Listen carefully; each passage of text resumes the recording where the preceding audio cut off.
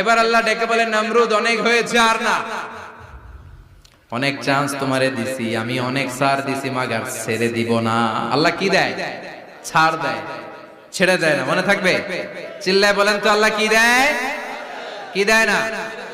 নমরুদরে এতক্ষণ ধরে কি দিছে, কিন্তু কি আল্লাহ ছেড়ে দিবে? কথা বলেন। আল্লাহ বলে, তোরে মারতে আমার কামান লাগবে না, গোলা লাগবে না, ফেরেশতা লাগবে না, তলোয়ার লাগবে না, নমরুদ তোরে মারবো আমি ল্যাংড়া মশা দিয়া। ফাআরসালাল্লাহু তাআলা বাউদা, আল বাউদাতু জুনদুম মিন জুনুদিল্লাহ। এই মশাগুলো আল্লাহর সৈনিক।